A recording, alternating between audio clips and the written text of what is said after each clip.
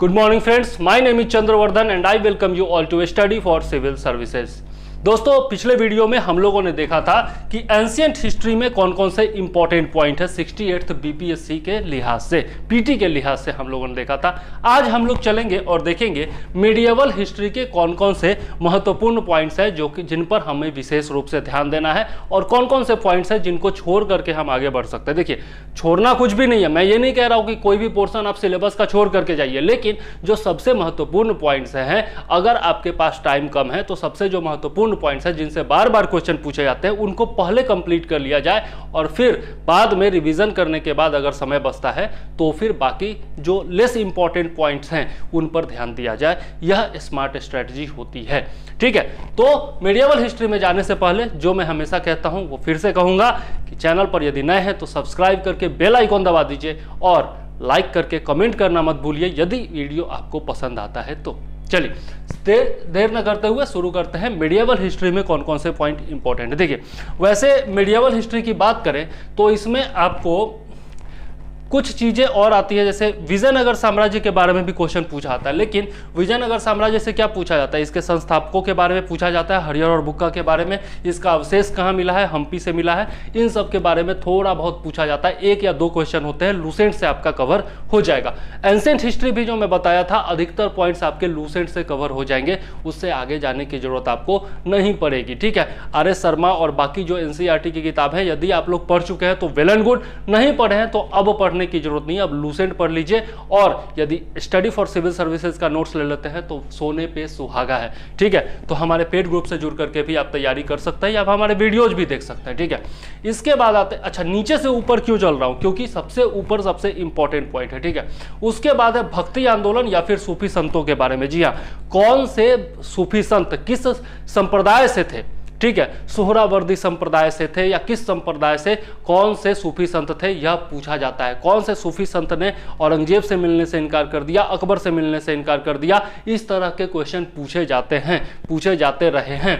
ठीक है, तो भक्ति आंदोलन और सूफी संतों के बारे में भी थोड़ा सा आपको देख लेना है, ब्रीफली देखना है, बहुत अंदर नहीं जाना है। जितने संप्रदाय हैं उनके बारे में देख लीजिए और उनसे रिलेटेड जो प्रमुख संत हैं और वो किसके समकालीन थे, अकबर के, औरंगजेब के, जहांगीर के किसके समकालीन थे यह देख लीजिएगा, इतना काफी होगा। ठीक है, उसके बाद चलते हैं मुगल साम्राज्य और दिल्ली सल्तनत। ये दोनों जो है आपको विशेष रूप से फोकस देके पढ़ना है। क्यों?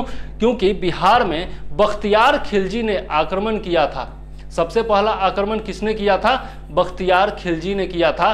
तो इससे रिलेटेड क्वेश्चन जो है वो जरूर बीपीएससी पूछती है। ठीक है, तो बख्तियार खिलजी पर ध्यान दीजिएगा। इसके बाद जो है आप आगे आ जाइएगा और जो महत्वपूर्ण शासक रहे हैं दिल्ली सल्तनत के, जैसे आपका मोहम्मद बिन तुगलक है, एमबीटी पर ध्यान दीजिएगा सबसे ज़्यादा।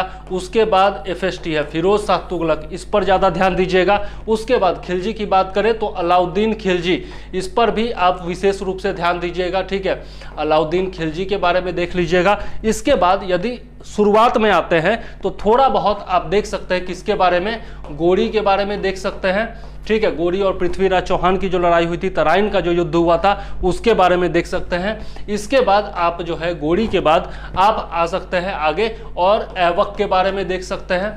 ठीक है, कुतुबुद्दीन ऐबक के बारे में थोड़ा सा देख लीजिए, इल्तुतमिश के बारे में थोड़ा सा देख लीजिए, बलबन के बारे में देख लीजिए और रजिया सुल्तान के बारे में देख लीजिए। इसके अलावा बाकी जितने छोटे मोटे शासक थे उनके बारे में देखने की जरूरत नहीं है। शुरुआत में बस बख्तियार खिलजी, कुतुबुद्दीन ऐबक, इल्तुतमिश, गोरी और इसके बाद आपका बलबन हो गया। ठीक है, और फिर आपका फिरोज शाह तुगलक, मोहम्मद बिन तुगलक और अलाउद्दीन खिलजी, बस इतना देख लीजिएगा, आपका काम हो जाएगा। इससे ज़्यादा दिल्ली सल्तनत में देखने की ज़रूरत नहीं है। दिल्ली सल्तनत में एक और चीज़ जो आपको देखना है वो है स्थापत्य। जी हाँ, दिल्ली सल्तनत में बहुत सारे मस्जिदों का निर्माण हुआ, कुतुब मीनार वगैरह का निर्माण हुआ, तो यह सब आपको देख लेना है कि किसने निर्माण कराया। फिरोज शाह तुगलक ने बहुत सारे नहरों का निर्माण करवाया, कुओं का निर्माण कराया, सार्वजनिक निर्माण बहुत सारे कराएं, तो उनके बारे में थोड़ा सा देख लेना है। ठीक, अब मुगल साम्राज्य में आते हैं तो ये सब मैं यदि हटा दूं तो मुगल साम्राज्य में आपको कहां से देखना है? मुगल साम्राज्य में आपको ज्यादा देखने की जरूरत नहीं है। आप ग्रेट मुगल जो हैं, ग्रेट मुगल्स जो हैं, जो आते हैं कहां तक? ग्रेट मुगल्स जो हैं वो आपका बाबर से लेकर और औरंगजेब तक आता है। ठीक है। तो इनके तक जो है आपको प्रेम से देख लेना है, ठीक है। और इनके काल में भी क्या देखना है, कला देखना है, स्थापत्य देखना है और प्रशासन देख लेना है, और इनके जो प्रमुख कार्य थे वो देख लेना है, प्रमुख जो युद्ध थे वो देख लेना है। बस इससे ज़्यादा आपको कुछ भी देखने की जरूरत नहीं है, बहुत ज़्यादा डिटेल में जाने की जरूरत नहीं है पीटी के लिहाज से, ठीक है। तो दिल्ली सल्तनत हो गया, मुगल साम्राज्य हो गया, भक्ति और सूफी आंदोलन हो गया, और विजयनगर साम्राज्य हो गया। इसके अलावा यदि आप एंशिएंट और मेडिएवल की बात करें तो थोड़ा बहुत आप देख सकते हैं किसके बारे में, हर्षवर्धन के बारे में, ठीक है। हर्षवर्धन के बारे में थोड़ा सा देख सकते हैं। मेंस में क्वेश्चन पूछा जाता है तो हो सकता है कि पीटी में भी पूछा जाए, और एक आध बार क्वेश्चन पूछा भी गया है, ठीक है। तो यदि इन सब से समय मिले तो हर्षवर्धन के बारे में भी जरूर देख लीजिएगा, ठीक है। और बाकी अगर समय मिले तब तो शुंग वंश है, कण्व वंश है, सातवाहन वंश है, चेदी वंश है, ठीक है, इंडो ग्रीक साम्राज्य है, सिकंदर है, इन सब के बारे में भी यदि आप पढ़ना चाहें तो बिल्कुल पढ़िए, कोई रोक थोड़ी ना है। चलिए ठीक है, तो अब मेडिएवल हिस्ट्री में क्या क्या पढ़ना है यह आप समझ गए होंगे, मुझे उम्मीद है।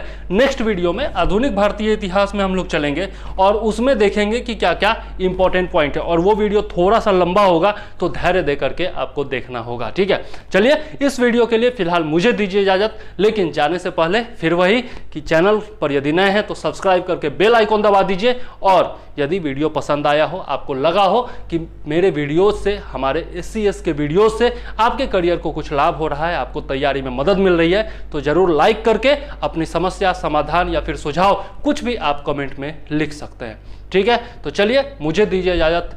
जय हिंद, वंदे मातरम।